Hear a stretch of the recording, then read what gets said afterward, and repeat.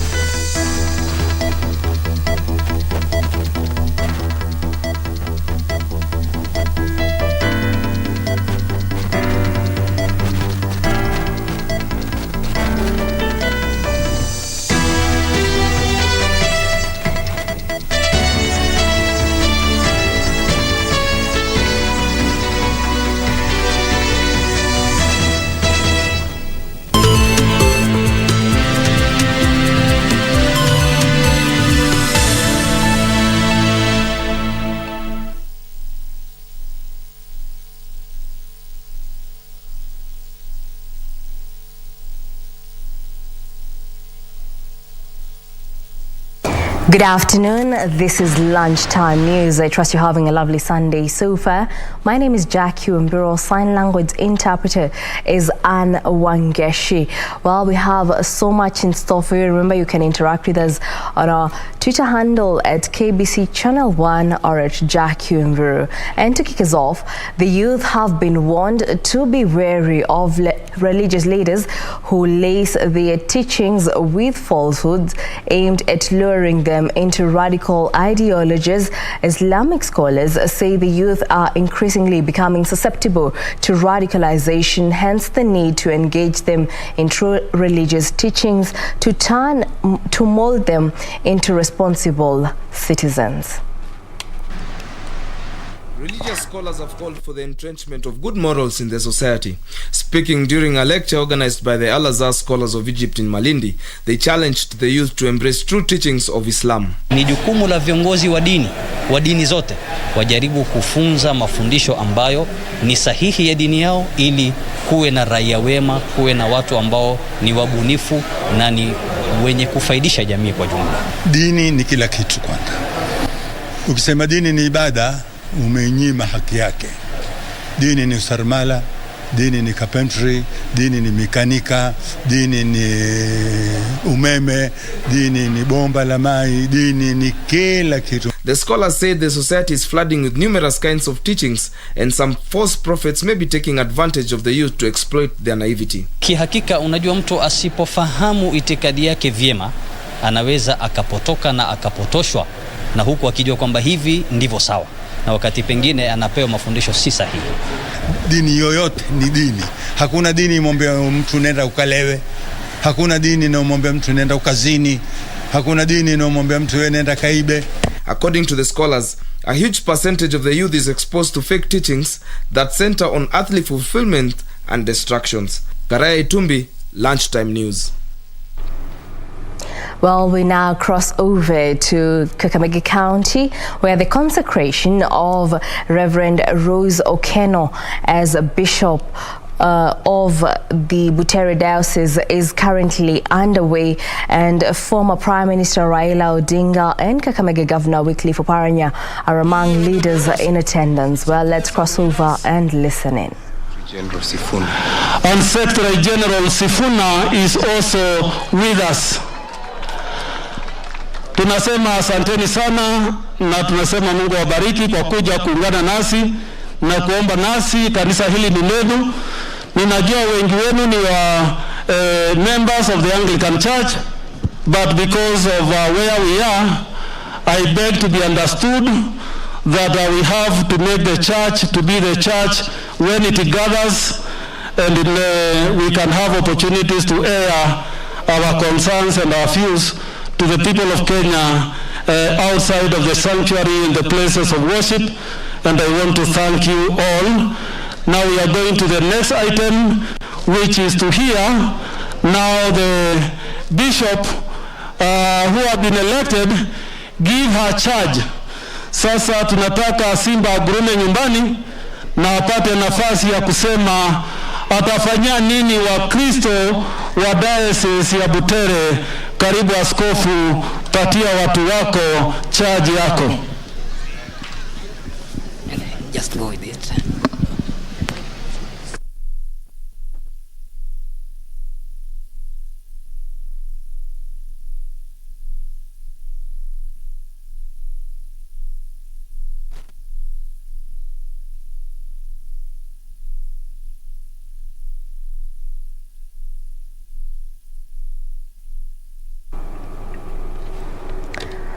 Well, we shall be giving you more details on that. Remember, Bishop Okeno becomes the first female bishop in the history of the Anglican Church of Kenya.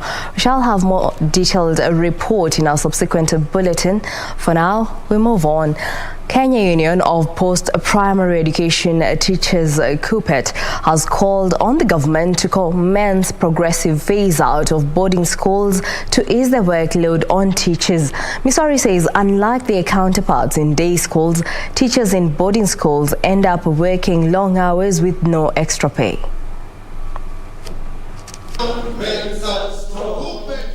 KUPPET Secretary General Akelo Missouri says the upbringing of children is a joint effort in which parents and teachers must each play their equal role. Missouri urges that boarding schools are a burden to teachers.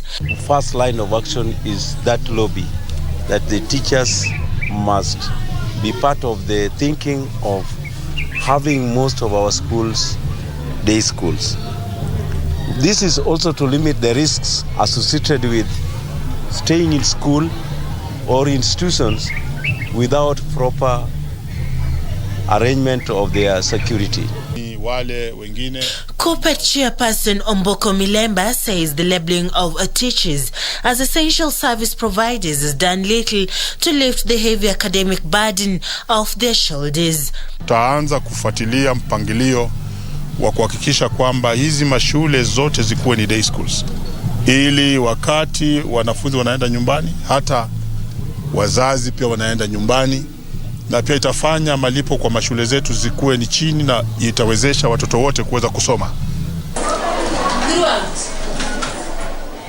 The leaders spoke even as debate continues to rage over the viability of the competency-based curriculum. This change is constant. Anybody who has bright ideas on how we can improve our education system, and I challenge Minister Mahoa to be open and set up a continuous assessment panel that receives views from the public, from the education stakeholders on how we are performing on the implementation and where their challenges are. Critics of the competency-based curriculum have argued that it's a burden on parents. But even as the debate rages on, West Pokot Governor Professor John Lonyangapuo has challenged students to look beyond prevailing circumstances and work hard in school. The head of state alitupea hiyo gari yenye aliahidi alipokuja campaign hapa. Minsko ya kumpa president gani? Tutapeana the highest Minsko ever. The highest Minsko ever witness in the land. Which land? Kenya. To express our gratitude to His Excellency, the President of this nation, Honorable Uhuru Muigai Kenyatta. Na sisi siku hii ya leo tuna furaha tele. Furaha ambayo haina kifani. Governor Lonyangapuo was speaking when he handed over school bus donated to Mnangei Mixed Day Secondary School in Kapenguria by President Uhuru Kenyatta. For Lunchtime News, I'm Sarafina Robi. Still on matters education, at least 500 learners displaced by floods in Baringo County are yet to find permanent learning facilities. Now, this development comes after a total of 7 schools in Baringo South were submerged as raging floods from the lakes in the Great Rift Valley wreaked havoc last year. Following the rising water levels of Lake Baringo in September last year, 7 schools in Baringo South were submerged, affecting learning. In some areas, learners were forced to conduct their studies under trees. Despite efforts by the Ministry of Education and other stakeholders to rebuild schools in the area, at least 500 learners are still affected. Primary school called Nosokuro. Nosokuro is beyond the lake, on the other side of the lake. They have also not been lucky to receive any funding, so they are also learning under trees as we speak. The children learning under trees in the 2 schools are over 500. Tulipata shida ya maji ambayo imetudisplace last year in our old school. Tulikuwa na shule ambayo ilikuwa occupying an acreage of 70 acres of land that was donated by the community. But because of the rising of Lake Baringo water, shule yote imesama ndani ya lake. According to Baringo South Education Director George Ogeo, 5 schools are still fully submerged, and this has led to relocation of schools such as Salabani Secondary School, which has a total of 200 students. What I want to ask the parents is to ensure that their children come to school on a daily basis. The school has reported a massive absenteeism, especially of Form 4s who have just registered. We are aware that the school has moved 7 kilometers away. 7 kilometers away means some students are very far from where the school is now. Wazazi wengi wao walitawanyishwa na maji na wakahamishwa mahali singine, walifurugwa na bahari na wakahamishwa kwenda mbalimbali. Sasa unakuta wanafunzi hawa pia walifuatana na wazazi wao kuelekea mahali yenye walielekea. Ogeo said the government released a total of 7 million shillings, which saw the construction of 4 classrooms and a laboratory, among other ongoing projects. It took time before they got this land, and when they came here, so far about 100 children have come.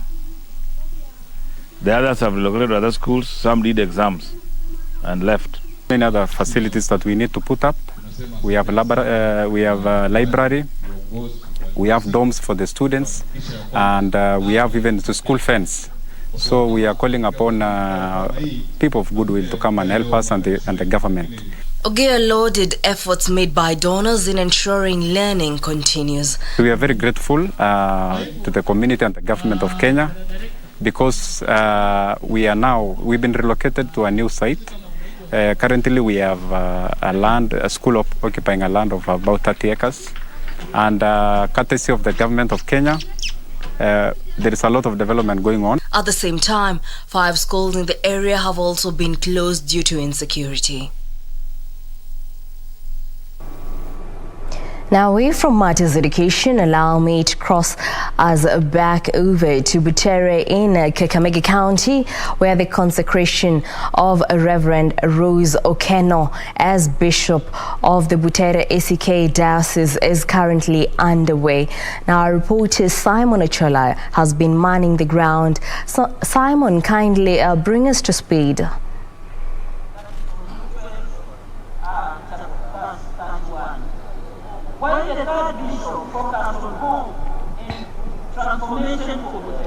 Good afternoon to you, Jacqueline Wambiru. It's also a very good afternoon to Reverend Bishop Rose Okeno, who has actually just been installed as a bishop of Butere Diocese in a ceremony that has lasted well over an hour here at Butere grounds. Quite an elaborate ceremony that, of course, has attracted the high and mighty in terms of politics, but also in the Anglican Church. And the ceremony was presided over by Dr. Archbishop Jackson Ole Sapit, who has actually been closely monitoring and, of course, officiating the ceremony here at Butere grounds. But Jacky, what I would also tell you is that indeed it is a good afternoon to her, because she becomes the first woman in Africa to actually occupy that position in the Anglican Church. So indeed, Jacqueline, the future is female. Nonetheless, also, the other thing that has actually happened here at Butere grounds is that I would say that Dr. Jackson Ole Sapit has literally pulled the rug under the feet of politicians who had actually come to grace this occasion. Now, Jacky, you know what usually happens is that when politicians grace such occasions, they not only come to actually witness the occasion, but also would use that platform in terms of spreading what they would want the masses to listen to. And today, Jackson Ole Sapit has just said that no one is going to be allowed to do politics in the Anglican Church. He says this is to ensure that the church remains the place of worship and not a political ground. And he says, starting from today henceforth, the Anglican Church will not allow anyone to stand on the podium and actually propagate politics.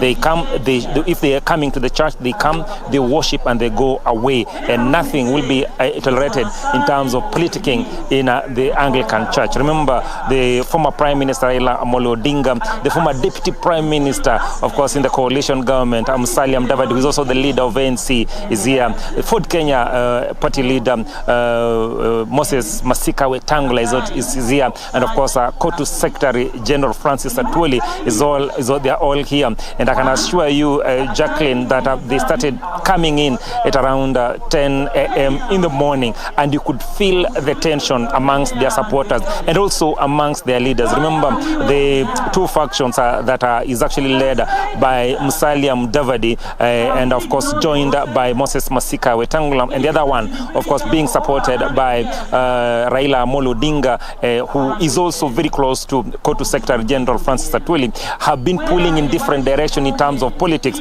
though they have actually been calling on each other, quoting each other secretly, but also pulling in different directions in terms of politics. And them meeting here today would have provided a good platform for the two teams, one to either sell their policies to the masses, but also try and woo each other in terms of coming in their coalition or political outfits. So that is an opportunity that actually been lost, if you may put it that way. But nonetheless, they are actually here. And Jacky, as I was saying, is that when they were coming in, you could actually see or feel the tension amongst them. I remember when former Prime Minister Raila Amolo Odinga came in, he was actually the last person to come into this ceremony. I saw every other politician, starting from Musalia Mudavadi, Moses Masika Wetangula, Malala, and very many other politicians who actually aligned to Musalia Mudavadi did not stand to actually acknowledge his coming. The only person who actually stood was Wycliffe Oparanya, who is the deputy party leader of ODM. And of course, that of course was a clear indication of the things that we were actually going to anticipate when and if they were actually allowed to talk. So that is exactly what has happened. Just to recap, is that the Archbishop of the Anglican Church of Kenya, Jackson Ole Sapit, has actually banned political utterances in the Anglican Church, and he says no politician will actually be allowed. This is of course follows similar ban that he had actually instituted earlier on, that actually say that no offertory that are actually made by the politicians will be announced in church. So he says this will continue until such a time that the church will actually be sanitized over politics in this country. Back to you, Jacqueline. Well, thank you so much, Simon Ochola, for painting the picture whereby the consecration of Reverend Rose Okeno as Bishop of Butere Diocese is currently underway, and Archbishop Jackson Ole Sapit has presided over the ceremony. For now, we take a short break. Don't go too far. We'll be right back with more news.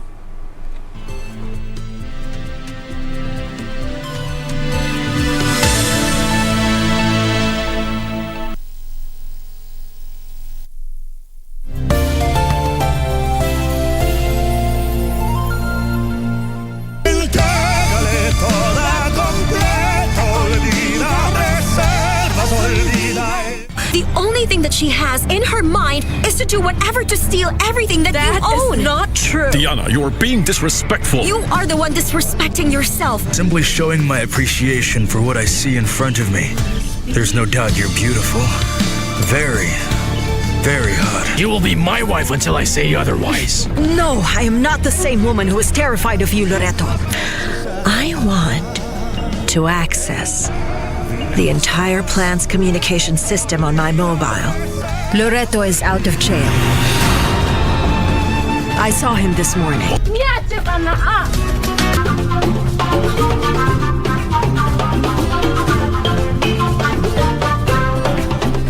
Okay, aina hii mpunga unaweza kukuza pali popote Kenya, lakini inataka altitude ya not more than 2100 meters above sea level. Kisha tunataka encourage youth wapende agriculture. Usikose kujiunga nami Jumapili saa 9:30 nikupe uondo kamili.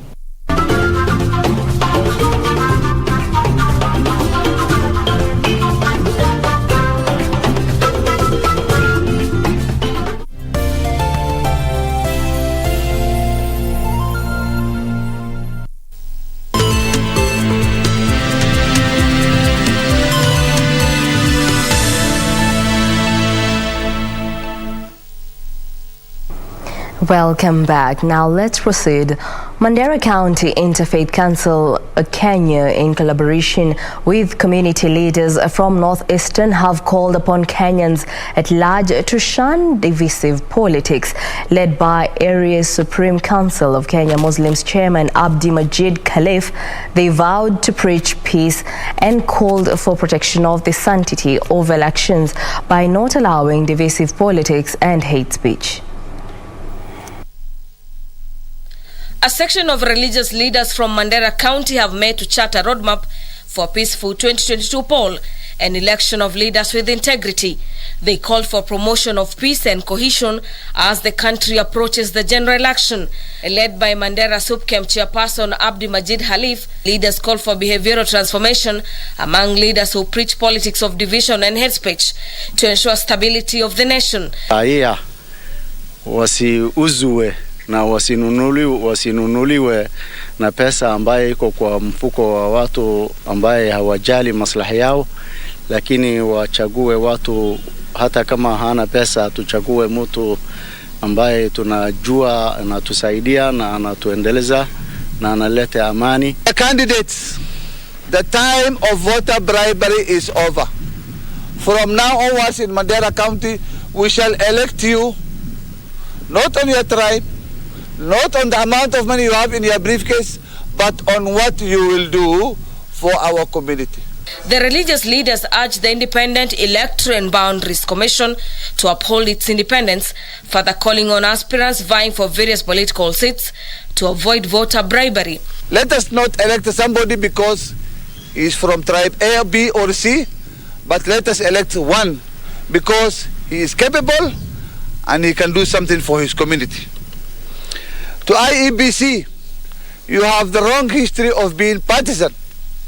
Kindly avoid that. Let us have a free, fair, and transparent election come 2022, inshallah. To the candidates, the time of voter bribery is over. Meanwhile, former police spokesman Charles Owino has called for tolerance among aspirants seeking political office, claiming positions are not a reserve for a selected few. Owino wants all interested parties accorded opportunity to solicit for votes in a tranquil environment. Every person has a right to come and ask for this position. There is no entitlement. There is nobody entitled for this position. And therefore, we must come down and ask for votes peacefully. Let us ask for votes peacefully.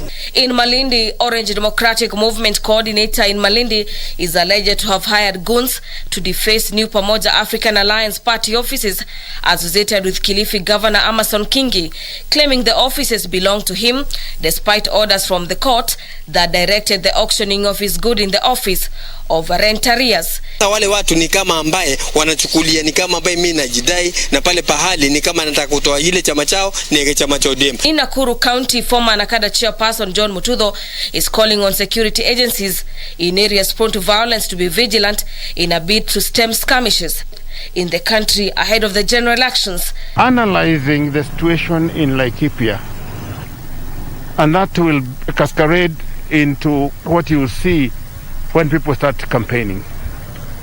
Look at the politicians, the way they are starting it now.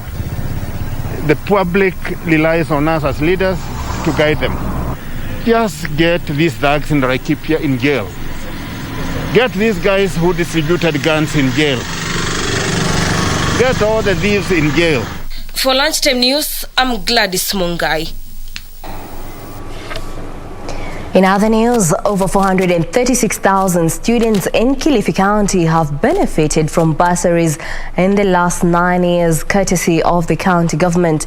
The government allocates 10 million shillings annually to each of the 35 wards in the county to enable bright but needy students complete school. Speaking during the official launch of this year's scholarship funds by Kilifi County Government, the Governor Amason Kingi said checks for beneficiaries will be dispatched directly to their schools to prevent any delays or misappropriation of the funds. Barua ikienda shule, moja inaenda kwa Ward Scholarship Committee, moja inaenda kwa MCA na moja inaenda kwa Ward Admin. Muhimu sana hiyo. Unless una sababu ya kwa nini utakuzishika, utakuwa na ati na recommendation hii.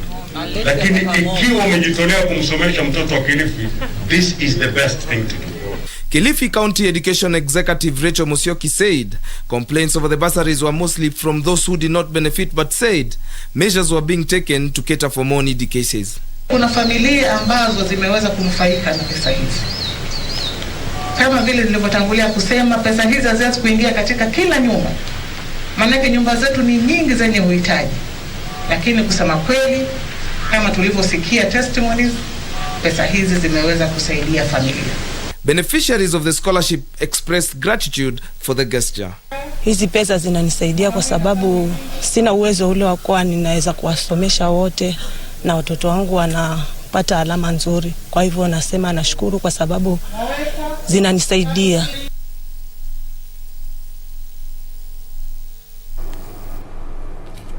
Now, still on education, insecurity in Laikipia has negatively affected education in the county, delaying the commencement of the 2021 academic calendar.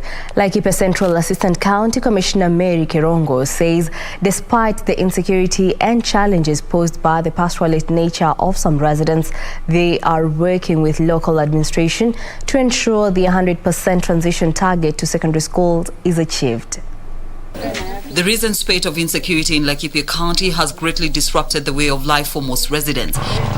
School-going children have been worst affected, with reports indicating some pupils are yet to open school for the new 2021 academic calendar in a county where literacy level still remains low. Mary Kerongo, the ACC Laikipia, says they are working to ensure that the Laikipia child is not further disadvantaged by the social, cultural and security situation in the county. In Laikipia, most of the people within Laikipia are pastoralists. And as you are aware, we have drought within the area, and most of them have moved to different places in search of pasture and water for their livestock. That's one of the challenges we have around that's making some of our students be out of school. Speaking during the celebration to mark World Literacy Day, Kerongo also urged parents to enroll students in TVET institutions to ensure they can be self-reliant. Several joining TVETs around, a total of 105 pupils, 54 boys and 55 girls.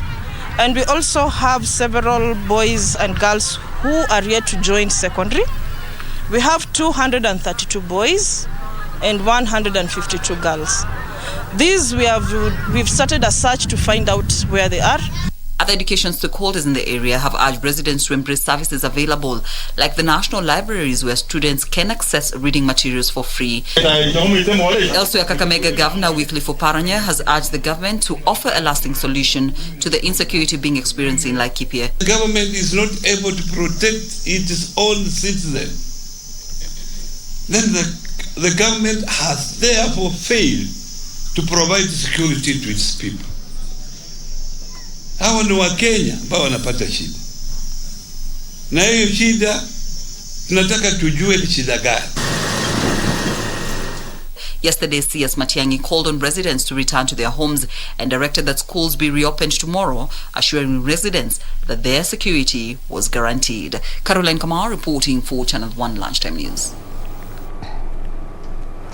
People in the US have come together to honor the nearly 3,000 lives lost on September 11th, 2001. 20 years ago, hijacked passenger jets crashed into the World Trade Center in New York and the Pentagon and a field in Pennsylvania. The ceremony at the September 11th memorial in New York began with a moment of silence at 8:46 a.m. local time, the exact time the first two planes flew into the World Trade Center Twin Towers. I've been the same without you, Dad. You never got to see us grow up, chase our dreams, graduate school. Never got to help us become adults. A lifetime ago. Our then 2-year-old baby is now a grown woman and graduate of UNC Chapel Hill. For so many. And my grandfather, David Francis Ferrugio. We all miss you. And even relatives of those who perished in the September 11th attack read aloud the names of the 2,977 victims in an annual ritual that lasts 4 hours.